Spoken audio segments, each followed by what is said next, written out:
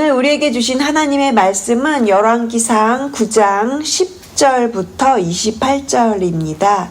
제가 가지고 있는 구약성경 529페이지입니다. 열왕기상 9장 10절부터 28절 말씀을 다 같이 함께 합독하겠습니다. 열왕기상 9장 10절부터 28절 말씀입니다. 솔로몬이 두 집 곧 여호와의 성전과 왕궁을 20년 만에 건축하기를 마치고 갈릴리 땅의 성읍 20곳을 히람에게 주었으니 이는 두로왕 히람이 솔로몬에게 그 온갖 소원대로 백향목과 잣나무와 금을 제공하였음이라. 히람이 두로에서 와서 솔로몬이 자기에게 준 성읍들을 보고 눈에 들지 아니하여 이르기를 내 형제여 내게 준 이 성읍이 이러한가 하고 이름하여 가불 땅이라 하였더니 그 이름이 오늘까지 있느니라. 히람이 근 120달란트를 왕에게 보내었더라. 솔로몬 왕이 역분을 일으킨 까닭은 이러하니 솔로몬의 성전과 자기 왕궁과 밀로와 예루살렘 성과 하솔과 무깃도와 겟셀을 건축하려 하였음이라.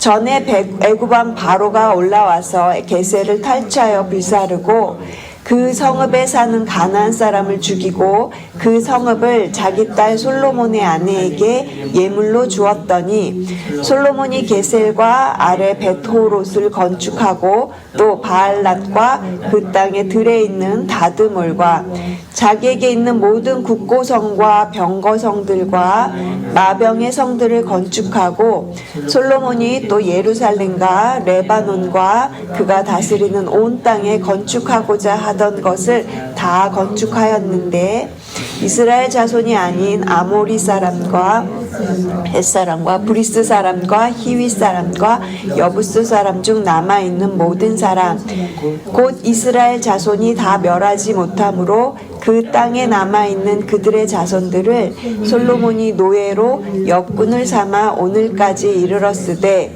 다만 이스라엘 자손은 솔로몬이 노예를 삼지 아니하였으니 그들은 군사와 그 신하와 고관과 대장이며 병거와 마병의 지휘관이 됨이더라. 솔로몬에게 이를 감독하는 우두머리 550명이 있어 일하는 백성을 다스렸더라. 바로의 딸이 다윗성에서부터 올라와 솔로몬이 그를 위하여 건축한 성에 이를 때에 솔로몬이 밀로를 건축하였더라. 솔로몬이 여호와를 위하여 쌓은 제단 위에 해마다 3번씩 번제와 감사의 제물을 드리고 또 여호와 앞에 있는 제단에 분향하니라. 이에 성전 짓는 일을 마치니라. 솔로몬 왕이 에돔 땅 홍해 물가에 에롯 근처 에시온 게벨에서 배들을 지은지라. 히람이 자기 종 곧 바다에 익숙한 사공들을 솔로몬의 종과 함께 그 배로 보내매 그들이 오빌에 이르러 거기서 금 420달란트를 얻고 솔로몬 왕에게로 가져왔더라. 아멘. 긴 구절 읽으시느라고 애쓰셨습니다. 오늘은 위태로운 부유함이라는 제목으로 오늘 본문으로 말씀을 좀 나누겠습니다. 우리는 살아가면서 다 눈에 보이는 것을 의지하면서 살아가죠. 그렇습니다. 그렇지만 우리의 삶을 지탱해주는 가치 있는 것들은 실제로 눈에 보이지 않고 눈에 보이는 것이 아니라 눈에 안 보이는 것이 훨씬 더 우리의 삶을 가치 있게 붙잡아주는 것들이 많은 것 같습니다. 그래서 우리가 가장 중요하게 생각해야 되는 거는요, 하나님을 향한 우리의 마음이 가장 중요하다라는 것을 오늘 본문을 통해서 생각을 해보게 됩니다. 이렇게 중요한 우리의 마음이 오늘 본문을 보니까요, 솔로몬 안에서는 그 부유함 때문에 점점 하나님을 향한 그 마음이 힘을 잃어가기 시작하는 것을 봅니다. 솔로몬의 궁에 점점 더 금이 채워지고 있는 모습을 보게 되었습니다. 그것과는 상대적으로 이 솔로몬의 마음속에서는 하나님이 점점 희미해져 가고 있는 모습을 오늘 본문에서 발견하게 되었습니다. 그리고 오늘 본문을 세 부분으로 나누어서 생각해 보면요. 첫 번째는 솔로몬과 히람의 거래에 대한 내용이 나오고요. 그리고 두 번째는 솔로몬이 지은 건축물에 대한 이야기들이 나옵니다. 그리고 끝부분에는 세 번째로 강대국을 의지하는 솔로몬의 모습을 우리가 볼 수가 있습니다. 먼저 10절부터 14절까지의 내용은 솔로몬과 히람의 거래에 대한 이야기가 나옵니다. 10절 보시면요. 솔로몬이 성전과 그리고 자신이 살고 있는 왕궁 이 두 건물을 짓는데 20년이 걸렸다고 되어 있습니다. 이 건축을 하는 데 있어서 두로 왕이죠. 히람이 백향목과 잣나무와 금을 솔로몬이 원하는 대로 모두 제공해 주었습니다. 그리고 솔로몬은 갈릴리 땅에 있는 성읍 20곳을 히람에게 주었다고 되어 있죠. 이 두로는요, 이스라엘 북쪽에 있는 산악지역이에요. 농지가 부족해서 식량이 부족한 그런 지역입니다. 그러다 보니까 음식물을 다른 곳에서 공급받거나 또는 수입을 해야 됐어요. 그러니까 이 두로의 이 왕 히람은 산악지역에 살았기 때문에 늘 농지가 필요했었어요. 그리고 이 두로에는요, 산악지역이어서 좋은 나무가 많았습니다. 그래서 백향목, 잣나무 이런 것들을 솔로몬에게 줄 수 있었죠. 그래서 예전에 본문에도 보면은 처음에 성전 건축을 할 때 백향목을 주고 이 히람이 식량을 요구했었습니다. 그런데 이런 사정을 모를 리가 없는 솔로몬이 이 히람에게 무엇을 줍니까? 갈릴리 성읍 20곳을 주었어요. 메시지 성경에 보면은 산골 마을이라고 그렇게 표현하고 있는 산지에 있는 땅을 의미합니다. 그러니 히람이 이 땅이 마음에 들었겠습니까? 아니죠. 당연히 마음에 들지 않았고요. 필요가 없는 땅이었을 겁니다. 그래서 그곳 이름을 가불 땅이라고 부릅니다. 가불의 의미는 쓸모없는 땅 또는 저당 잡힌 것과 같은 땅이라는 뜻을 가지고 있는데요. 그 이름처럼 솔로몬에게도 별로 쓸모가 없는 이 땅을 담보로 해서 히람에게 금을 빌린 것이 아닌가 생각해 볼 수 있는 구절입니다. 왜냐하면요. 14절에 보시면 히람이 금 120달란트를 솔로몬 왕에게 보냈다고 되어 있기 때문이죠.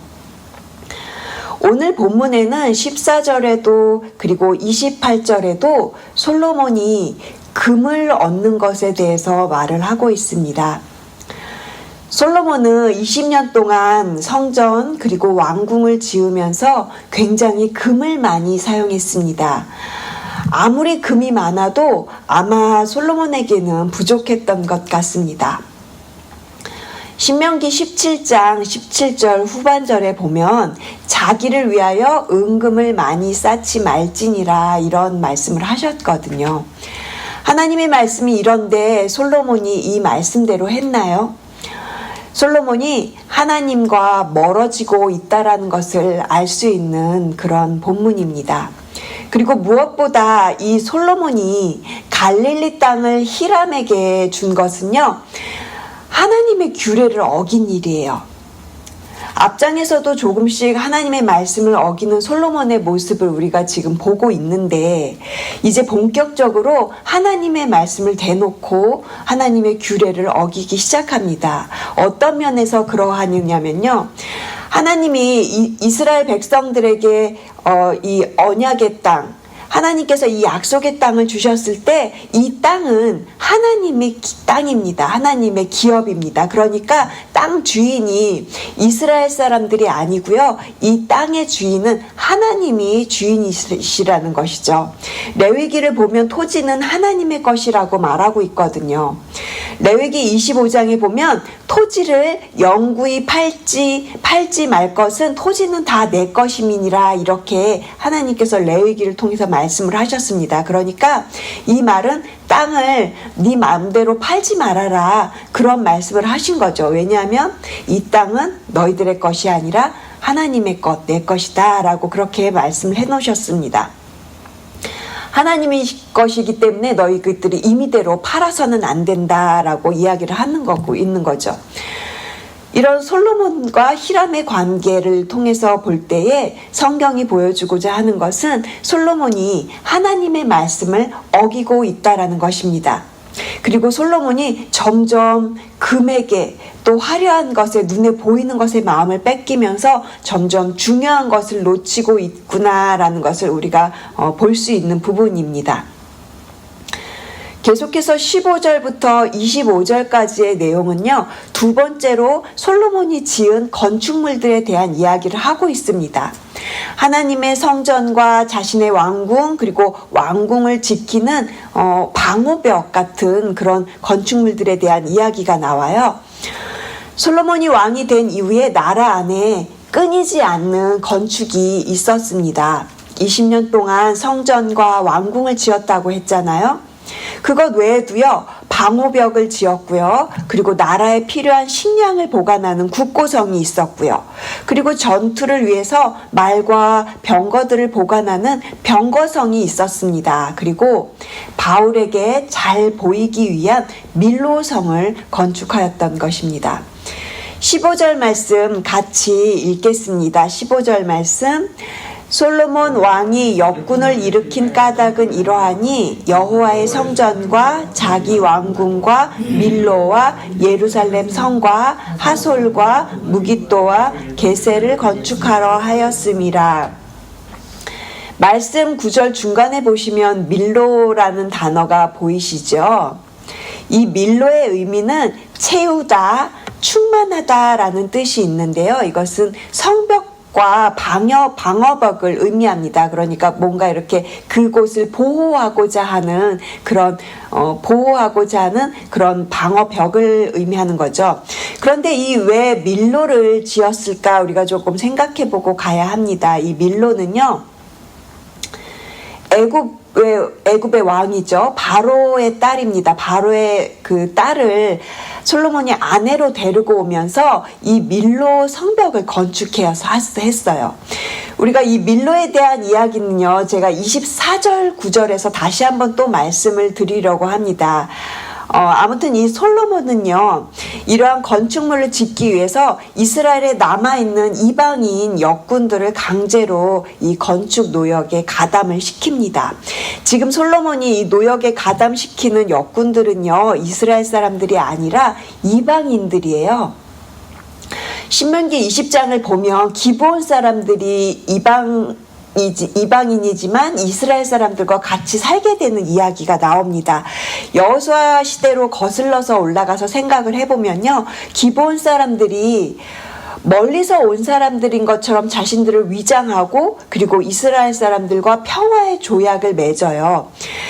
그래서 이들을 죽이지 못합니다. 이방인이지만 어쨌든 평화의 조약을 맺었기 때문에 기브온 사람들은 그때부터 이스라엘 사람들, 그 이스라엘 공동체 안에서 함께 일을 하면서 살아가게 된 사람들이었어요. 이방인이긴 했지만 이 기브온 사람들이 하나님의 뜻을 이루기 위해서 뭔가 하나님의 그 건축 일을 맡아서 한 부분 맡아서 같이 일을 하면서 살아오고 있었던 것입니다. 그런데 시간이 지나면서 지금 솔로몬 시대에 와서 어떻게 되었냐면 이들의 역할이요, 하나님의 건축을 위한 일이 아니라 솔로몬 자신의 왕국을 건설하는 일에 지금 강제적으로 역군으로 그렇게 참여하게 되었어요. 솔로몬이 자신의 욕망을 채우기 위해서 이 사람들을 강제로 동원하고 있는 것을 의미합니다. 여러분 19절 후반절 보시면요, 이런 표현이 있습니다. 19절 후반절 끝부분에 온 땅에 건축하고자 하던 것을 다 건축하였는데 라고 되어 있습니다. 여러분, 이 표현이 결코 좋지 않은 표현으로 와닿으시죠? 하나님이 원하시는 것이 아니라 솔로몬 자신이 원하던 건축물을 모두 지었다. 자신이 원하던 것을 이루는 솔로몬의 모습을 강조해서 표현하고 있는 부분입니다. 솔로몬이 점점 이상해져 가고 있습니다. 점점 내리막길로 달려가고 있는 이런 솔로몬의 모습을 보면서 안타까운 모습으로 이 본문을 계속 보게 됩니다. 자, 우리 그럼 이제 24절로 좀 넘어가 보겠습니다. 24절 제가 읽겠습니다. 바로의 딸이 다윗 성에서부터 올라와 솔로몬이 그를 위하여 건축한 궁에 이를 때에 솔로몬이 밀로를 건축하였더라. 솔로몬이 누구를 위하여 밀로를 건축하였다고 되어 있나요? 바로의 딸을 위하여 건축한 밀로 건축물 이야기를 하고 있어요. 이것은요, 우상 숭배랑 관련이 있습니다. 그리고 나중에 저희가 이제 열왕기상 11장 가면 또 보게 되겠지만, 열왕기상 11장에 가면 밀로라는 단어가 잠시 나와요. 11장에서는요, 솔로몬의 마음이 하나님을 완전히 떠나고 있는 모습에 대해서 이제 나오게 되는데요. 그때 선지자 아히야가 자신이 입고 있던 그 새 옷을 12조각으로 나누어서 그리고 그 10조각을 여로보암에게 줍니다. 솔로몬의 나라가 이와 같이 찢겨질 것이다. 그리고 이 10나라를 너가 여로보암이 갖게 될 것이다 라고 그렇게 예언을 하고 있는 부분이 있거든요. 그런데 이때 이 여로보암이 지금 이 밀로를 건축하였던 용사라고 그렇게 열왕기상 11장에서 그 여로보암을 소개하고 있어요. 그러니까 이 밀로를 건축하였을 때 용사로 건축 그 대표로 같이 일을 했던 이 사람 여로보암이요, 밀로를 건축하였어요. 솔로몬은요, 이 밀로 건축을 하면서 마음이 하나님으로부터 거의 떠나요. 우리가 25절 이후부터 계속해서 그 솔로몬의 마음을 볼 수가 있는데요. 솔로몬이요, 하나님을 의지하지 않고 있는 모습들을 계속해서 알 수가 있어요. 25절 보시면 솔로몬이 여호와를 위해서 제단에 분향하였다라는 내용이 나오거든요. 근데 여러분, 이 내용이요, 좋은 내용이 아닙니다. 이것은 솔로몬이 우상 숭배를 하면서 동시에 하나님께 예배를 하고 있다라는 것을 말하고 있어요. 그러니까 솔로몬은 밀로성을 지어서 바로의 딸도 기쁘게 하고 바로 왕의 환심도 사고, 그리고 동시에 하나님께 감사의 제사를 드렸다는 것이죠. 하나님이 기뻐하시지 않는 모습입니다. 그리고 26절 보시면 솔로몬 왕은 에돔 땅 홍해 물가에 배를 만들었습니다. 여기서 말하는 홍해는 우리가 알고 있는, 우리가 생각하는 홍해는 아니고요. 애굽으로 들어가는 길목에 있는 장소라고 합니다. 그곳에 배를 만들었다는 것은 그 당시에 이 솔로몬의 왕국이 애굽과 매우 친밀한 관계를 유지하고 있음을 보여주는 대목입니다. 오늘 본문을 통해서 솔로몬이 매우 부유하지만 그 부유함이 점점 위태로운 모습으로 가고 있는 부유함이라는 것을 우리가 깨닫게 됩니다. 솔로몬의 마음은 하나님도 또 백성도 동역자도 아닌 다른 것으로 채워져 가고 있는 것만 같습니다. 바로 금입니다. 금. 솔로몬은 배를 만들어서 금을 들여오기 시작했습니다. 엄청난 양의 금이 솔로몬에게 쌓여가고 있는 모습을 보여주고 있는 것입니다. 하지만 이 솔로몬의 영혼은 점점 무너져 가고 있는 모습을 우리가 깨닫게 되는 것입니다. 신명기 17장 16절 17절은 이렇게 말합니다. 제가 세 번역으로 이 부분을 읽어드리겠습니다.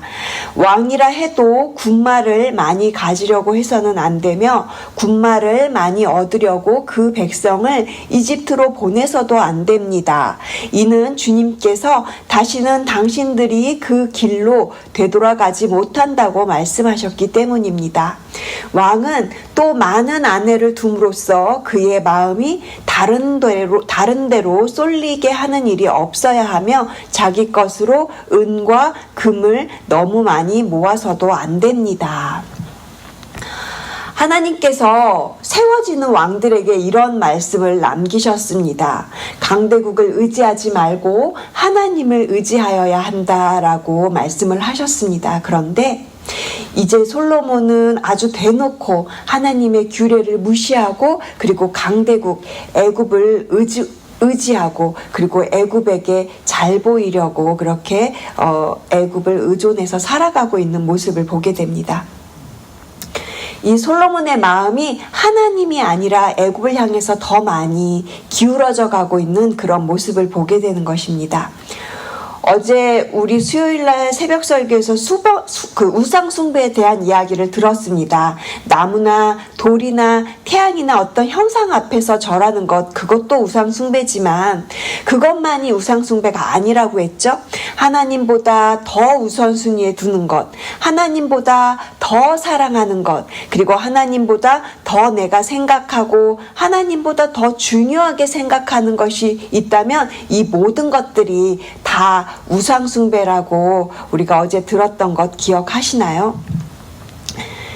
사랑하는 성도 여러분, 하나님께서는 우리의 마음을 원하십니다. 우리의 마음이 다윗처럼 전심으로 하나님을 향하지 않고 있다면 어쩌면 우리의 마음의 절반쯤은 이미 하나님 아닌 다른 것으로, 다른 무언가로 채워져 있지는 않은지 오늘 이 본문을 통해서 저 자신을 돌아보는 그런 하루가 되기를 소원합니다. 우리는 무엇으로 우리의 마음을 채우고 있으십니까? 나의 마음이 어느 곳에 있는지 한번 생각해 보시면서 혹시나 우상숭배와 예배를 겸하는 솔로몬의 모습이 저의 모습일 수도 있겠다, 이런 생각을 해보게 되었습니다. 우리의 마음을 하나님께 전적으로 드리며 나아가시는 저와 여러분 되시기를 주님의 이름으로 축복합니다. 기도하시겠습니다. 하나님 감사합니다. 오늘 본문을 통해서 솔로몬의 안타까운 모습을 우리가 보았습니다. 그에게 주어진 그 부요함은 위태로운 부요함이고 영혼의 빛을 빼앗아가는 부요함이고 유혹이라는 것을 오늘 본문을 통해서 깨닫게 됩니다. 우리의 영혼이 눈에 보이는 부요함이 아니라 눈에 보이지 않는 하나님의 부요함으로 채워지기를 간절히 기도합니다. 하나님, 우리 가운데 그 무엇과도 바꿀 수 없는 하나님의 부요함이 넘쳐나는 우리의 영혼이 되게 하여 주시옵소서. 감사드리며 이 모든 말씀 우리를 사랑하시는 예수 그리스도의 이름으로 기도합니다. 아멘.